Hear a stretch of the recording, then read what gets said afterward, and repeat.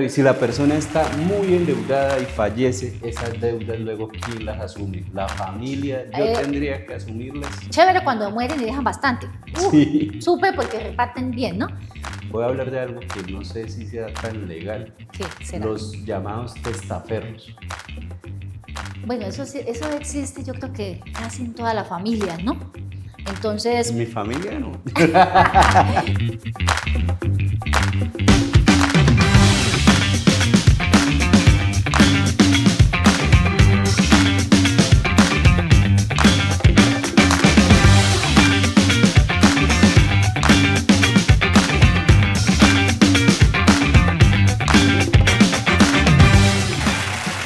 Hola, bienvenidos a No Sabías, un espacio para hablar de temas que deberíamos estar conversando, pero que no lo hacemos simplemente porque no sabíamos que deberíamos estarlo haciendo. El día de hoy vamos a hablar de un tema que nos toca a todo el mundo, de un momento a otro, esto no hay una fecha exacta, ¿sí? Y el tema es las herencias, quién hereda, quién no, por qué se generan peleas, de hecho hay rupturas en la familia a veces por las herencias. Y pues para este tema tenemos aquí a nuestra experta, Daisy, y quién mejor que ella para presentarse. gracias, Harold, por la invitación, muy amable. Daisy Galán, abogada, especialista en familia, en todo lo que tenga que ver con el área privado. Entonces, nada, eso es un tema demasiado importante, demasiado de la vida común, que las personas dejan para después y que no saben todos los líos que puede eso conllevar. Entonces, no sé, acá estoy para que me pregunten lo que necesiten. Entonces, empecemos con la primera pregunta. ¿Cuál era? Primero es, ¿Qué son las herencia? Ajá. Sí, ¿qué es una herencia? Bueno, la herencia, digamos entonces que es un conjunto de derechos y obligaciones que nacen a partir de que hay un fallecido, de que hay un causante, de que hay una muerte, ¿cierto? De un familiar de nosotros. Entonces, a partir de ahí nace esto de la herencia, nace esto de la sucesión. Y que bueno, lógicamente que tenemos que tener en cuenta que hay dos partes importantes después del fallecimiento de alguien, y es que esta persona que falleció, este causante, ¿dejó testamento o no dejó testamento? Entonces, vamos a mirar. Si no dejó testamento, complicado. Complicado, pero pues igual no imposible. Igual, ¿Qué sucede? si no dejó testamento, o sea, complicado, ¿por qué? Porque... Exacto, complicado, ¿por qué? Porque pues no dejó testamento, entonces ahora vamos a mirar cuál fue la masa herencial que él dejó, cuáles fueron los bienes que él dejó para repartir entre quiénes. Ahí vamos a empezar a mirar. Entonces, ¿quiénes tienen derecho a esto si dejó un testamento o si no dejó el testamento? Entonces, ahí empezamos como con lo complicado. Por ejemplo, si dejó testamento, él ya especificó quiénes. Sí. Y los que no aparecieron en ese testamento... No, Harold, ojalá fuera así. Los que no aparecen, digamos, tenemos el fallecido, dejó un testamento, toda mi herencia se la dejé a mi hijo consentido. No todo lo que diga el testamento se puede hacer, porque yo no puedo por medio de un testamento atropellar los derechos de los demás herederos. Me explico. Se muere Pepito, Pepito muere, tiene 2 hijos, digámoslo así. Ay, mi hijo consentido, le voy a dejar toda la herencia porque el otro nunca apareció por acá. Eso no se puede hacer. En Colombia no tenemos esa libertad testamentaria como sí la existe en otros países. En Colombia esa potestad es relativa. Entonces, tenemos 2 hijos, sí, muy consentido y todo, pero entonces no le puedo dejar por el testamento todo porque la otra persona que también tiene los derechos lo puede invalidar. Pero por ahí dijo un presidente un día, no, pues ese es mi hijo, pero yo no lo crié. ¿Ahí aplica o no aplica? Bueno, ahí nacen muchas cosas, Harold. ¿Qué pasa con estos hijos que dice los llamados hijos de crianza, ¿no? Digámoslo así. No es mi hijo de sangre, no hay una filial así como consanguínea, pero lo que pasa con los hijos de crianza es otra cosa. Nosotros en nuestro país y en otros países tienen la mala concepción de los hijos de crianza. Los hijos de crianza no es que se muere Pepito y el hijo de crianza va y reclama la herencia. Eso no es así de sencillo, no es así de fácil, Harold. Lo que pasa con un hijo de crianza es que tiene que haber sido reconocido como hijo de crianza. ¿Cómo se hace ese reconocimiento para contestarle antes de que me lo pregunte? ¿Cómo se hace? Sí. Pues yo tengo que hacerlo ante un juez de familia. Entonces no es tampoco como llegan mucho a los consultorios y dicen, yo voy a hacer un documento en la notaría donde diga que usted es mi hijo de crianza. No, no es así de sencillo. Eso tenemos que tenerlo por medio de un juez. Entonces el hijo de crianza debe primero que todo ir y declarar que es un hijo de crianza. Ese hijo de crianza, lógicamente, que no debe tener otro papá, porque entonces el otro papá y la patria potestad es otro papá. ¿Qué pasa?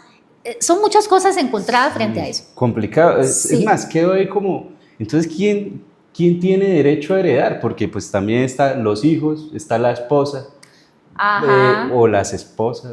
O la esposa, la amiga, la no sé qué, que tienen eso es un mito, eso en la comunidad dice, pero ella era la que tal y que no sé qué, entonces puede tener un derecho no sé qué cosa. No, señor. Las cosas son como son y conforme a la ley. Entonces, ¿qué pasa en este caso quiénes son los que heredan?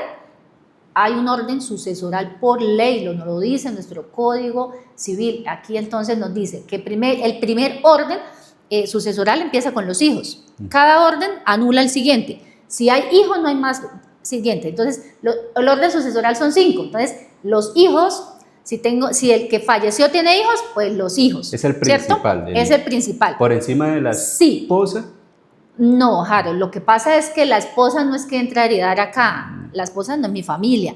Lo que pasa es que ella puede entrar a heredar en otra forma y lo vamos a mirar ahora más adelante. Pero hablando de los órdenes sucesorales, empezamos con los hijos. En el segundo tenemos en este caso podemos tener la esposa y los padres, si no hay hijos.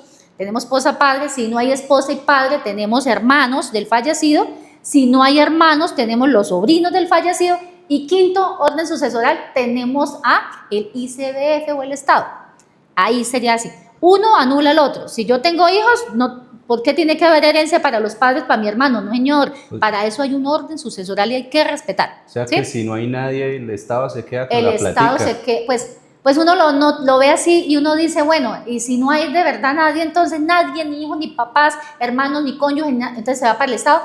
Sí, pero es una cuestión noble, y aquí sí yo aprovecho porque es algo noble y es el ICBF, este instituto que protege a nuestros niños, niñas y adolescentes, entonces tiene un buen fin, ¿cierto? No, esa plática se perdió, dirían por ahí. Todo su esfuerzo en la vida se perdió. Oye, una pregunta, ¿cuál es la diferencia entre beneficiario y como heredero legal? ¿Es lo mismo? No, nunca de la vida. Lo que pasa es que el heredero legal es estos, de los que acabamos.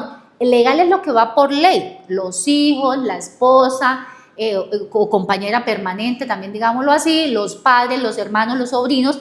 Estos son los herederos legales. Los beneficiarios son aquella persona que nosotros dejamos dentro de un testamento con un beneficio específico, pero no son herederos legales. Pero para esto, permítame, Harold, nosotros tenemos que tener claro algo. ¿Qué es? Porque para hablar de todo eso y tenerle como concadenado, cuando una persona fallece, ¿qué es lo primero que yo debo hacer? Lo primero que yo debo averiguar es, ¿esta persona era casada? ¿Tenía una unión marital de hecho? ¿Tenía un cónyuge o tenía un compañero o compañera permanente? Listo, porque ahí donde usted me acaba de preguntar, sí. Y la esposa, yo primero averiguo esto, ¿tiene una cónyuge? ¿Tiene un compañero, una compañera permanente? Listo, sí. Porque ¿qué pasa? En esa masa sucesoral yo la tengo que dividir en dos. Si el señor, el fallecido o la fallecida, en este caso la causante, tiene tiene una masa y esta mitad le corresponde en la liquidación de la sociedad conyugal, si era casado, y sociedad patrimonial, si era que tenía una unión marital de hecho. Sí. Yo aquí sí también tengo es que para estos temas hay muchas cosas. Nosotros nos llegó un caso donde la señora compañera permanente decía, yo tengo derecho. Yo llevo más de un año con él viviendo. Yo le dije, más de un año con él viviendo, ¿qué es? No, pues como año y medio.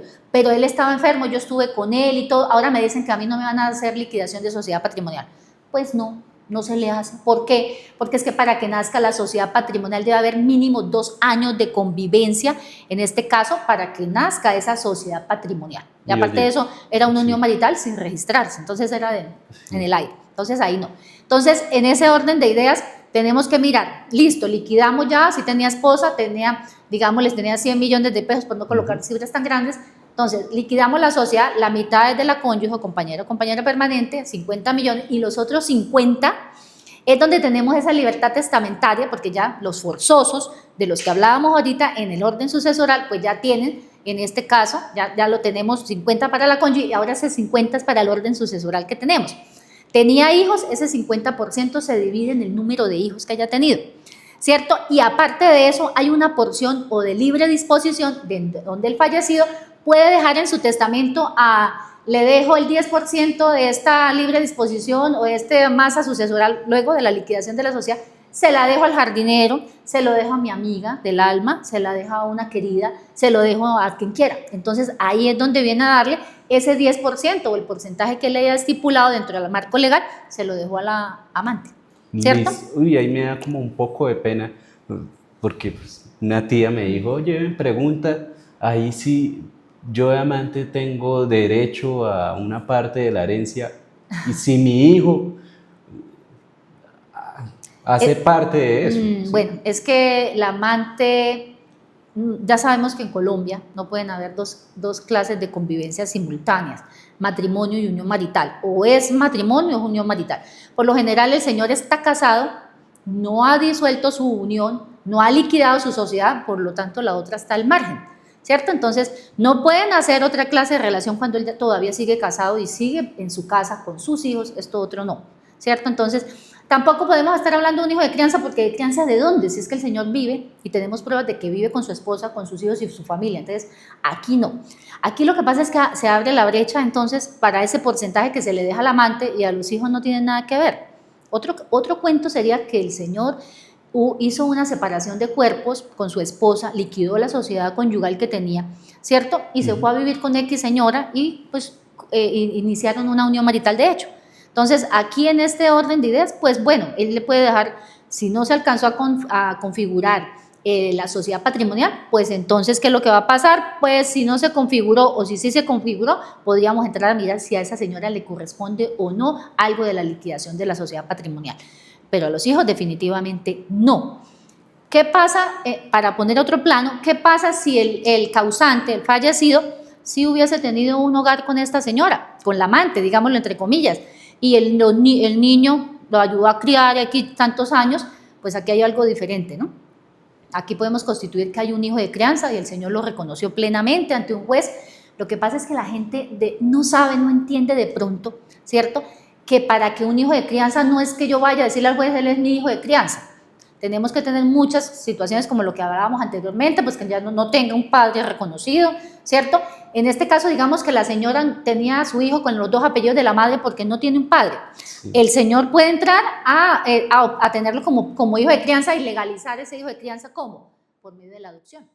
En Colombia tenemos algo que se llama adopción de hijo determinado, en este caso una adopción determinada, porque yo lo coloco así.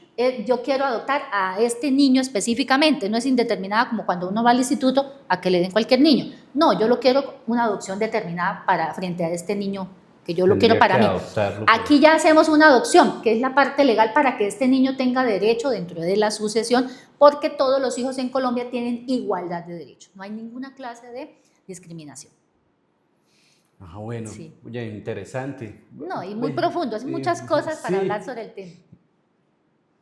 Tengo una pregunta, por ejemplo, ahorita me hablabas de las cuentas bancarias, ¿no?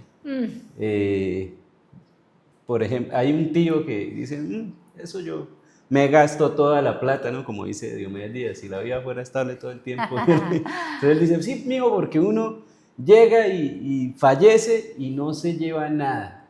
¿Qué pasa con la plata que queda en la cuenta bancaria? ¿Se puede disponer de ese dinero al cuánto tiempo y quién va a poder disponer de eso? Eso sería un aprovechamiento arbitrario, que se muere el señor y venga, yo tengo la tarjeta y tengo la clave y voy y saco la plata. No, eso no se debe hacer. ¿No se debe o no se puede? No se debe, igual, no se puede, porque si usted tiene la tarjeta y saca la plata y quién le dijo que no, pero usted sabe que esa plata no es suya. ¿Por qué? Porque eso le pertenece a los herederos, no es suya. ¿Se me puede reclamar después por haber hecho eso? Yo saqué sí, claro, si se van contra la suya por aprovechamiento ilícito, digamos, de un recurso que no es suyo, indebido, pues bueno, lo que pasa es que en la vida real no pasa mucho, porque los hermanos no se van contra el otro dependiendo, ¿no? Porque ahí cuando aparecen hijos de otros lados, de otras mamás y eso, pues sí puede pasar, pero cuando son del mismo núcleo familiar no lo pasa. ¿Qué pasa con esa plática que dejó el tío? El banco inmediatamente congela. Pero él, ¿cómo se va a enterar? Digamos, en este caso, ¿cómo se entera el banco de que el señor se murió? ¿Quién le va a contar? Los hijos más interesados van y dicen, uy, pero espere, dejó mucha plata, ahora que la pasaba ahí como que no sé qué, sacándole la plata a mi papá o a quien sea, entonces voy a ir a avisar al banco. Van y avisan al banco con el certificado de defunción e inmediatamente quedan congelados. ¿Qué pasa cuando yo voy a hacer la repartición de esos bienes? Yo miro inmediatamente un día, hoy muere el señor, y yo empiezo a mirar los movimientos que a partir de ese momento surgieron. Dinero que haya salido de ahí, empezamos a hacer en la parte investigativa de quién fue el que se sacó la plática. Porque eso no puede ser, eso es equitativo entre los herederos. Y si se deja un beneficiario, ese dinero pasa a esa cuenta bancaria de ese No, beneficiario. Harold, en Colombia no manejamos beneficiarios para que entreguen dinero como tal, específicamente en cuentas corrientes o de ahorro. No existe en nuestro derecho comercial. Lo que sí existe es que sí existen beneficiarios para productos financieros, que es distinto. Es que productos financieros, en este caso hablemos de CDT, seguros de vida, mancomunados o alguna cosa que tengamos especial, productos que ofrecen los bancos para decir que en caso de fallecimiento le damos un seguro de vida a tal persona, en caso que yo me muera yo le voy a dejar este CDT a tal persona y lo dejo como beneficiario, distinto. Pero que en la cuenta de ahorros o corriente el banco vaya a decir, no, que él dejó para que si yo me moría le entregaba mis ahorros a alguien, no está así. Tiene que ser un producto financiero específicamente estipulado para eso.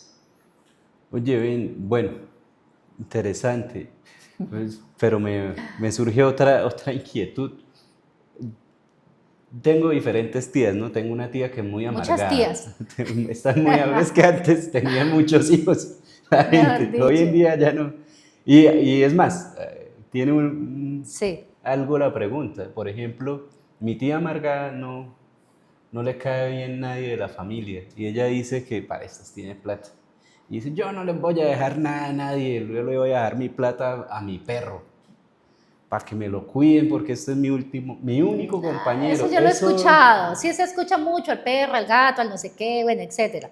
Lo que sucede es que las mascotas no tienen personalidad jurídica, ellos no son bienes jurídicos como tal, o no tienen no son, ¿cómo puede un perrito, un gatico administrar unos bienes? ¿Cómo puede disponer? ¿Cómo puede? No. Pero, lo que yo sí puedo hacer en una herencia, en una sucesión, es dejar estipulado como beneficiario a una persona determinada para que me cuide esa mascota. Entonces, yo dejo a la señora que siempre me colaboraba en la casa, le voy a dejar el 10%, lo que hablábamos anteriormente, como beneficiaria, para que con ese dinero me cuide la mascota. Pero eso no quiere decir que le dejo la plata a la mascota, porque la mascota no tiene poder de decisión, nada, o sea, es un animalito, lindos, hermosos y todo, pero pues desafortunadamente no tienen esa potestad.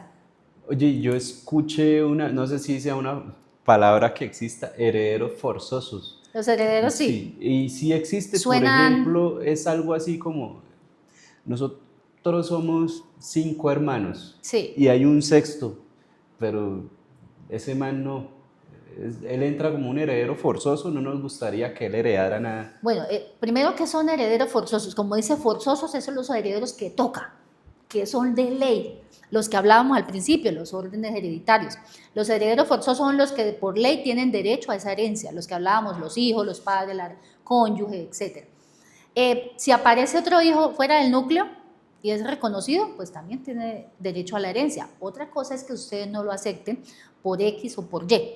Entonces, imaginémonos que este muchacho dice, yo soy hijo, él siempre me mira, yo tengo fotos, él le visitaba a mi mamá de vez en cuando, yo soy hijo, ¿no ve que soy igual que ustedes? Ah, sí, usted es muy hijo, puede decir muchas cosas, pero no está reconocido. Entonces, empecemos una investigación de paternidad.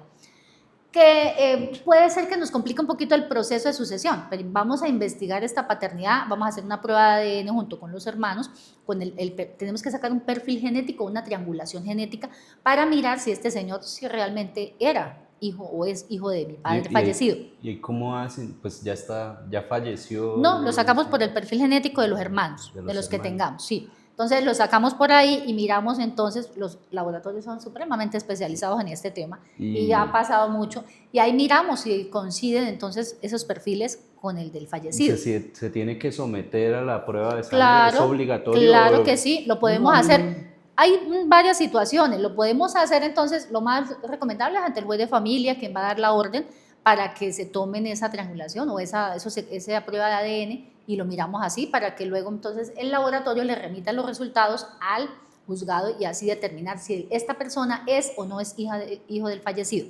Entonces, si es hijo, pues entra en igual condiciones que ustedes los demás, ¿cierto? Si no es hijo, pues adiós. Eso lo tenemos así.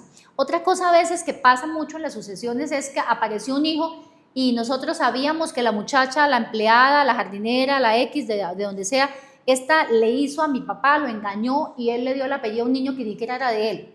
Entonces, hoy en día muere mi padre y va a reclamar una herencia. Nosotros podemos mirar qué hacer con eso. Sí, claro, nos podemos oponer. Este niño no tiene ni parecido, este niño aparece de dónde, se escuchan rumores de que no es hijo. Vamos a hacerle una investigación de paternidad, ya no para colocarle el apellido como el anterior caso, sino para entonces quitarle ese apellido.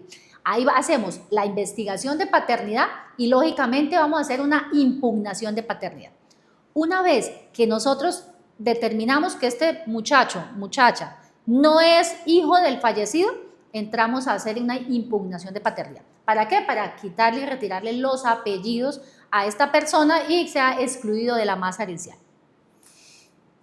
Oye, ven, sí, más preguntas. Bueno, para eso estamos. Pero esta ya es diferente, ¿no? Porque estamos hablando que la herencia y todo el cuento, sí, y de los bienes. Pero ¿y si la persona está muy endeudada y fallece, esas deudas luego quién las asume? ¿La familia? ¿Yo tendría que asumirlas? Bueno, ahí hay una preocupación mucho. Chévere cuando mueren y dejan bastante. Sí. Súper porque reparten bien, ¿no? Pero lo grave aquí es cuando mueren y dejan un resto de deudas increíbles. Yo en este caso puedo tomar la decisión de que acepto la herencia con beneficio de inventario. ¿Qué quiere decir esto? Que yo solamente responderé hasta donde está el cúmulo del patrimonio. Entonces, cuando alguien muere, uno paga las deudas y de lo que quede entramos a liquidar. Entonces, como liquido, como yo estoy con beneficio de inventario, que me salva a mí para no responder con mi propio patrimonio, entonces, si no alcanzó para pagar deudas, pues no alcanzó y adiós, pero no me perjudica mi bolsillo, ¿cierto? Lo otro es que yo puedo repudiar la herencia. La repudio, no, miren, porque es que él debe 100 millones de pesos y yo dejo 50.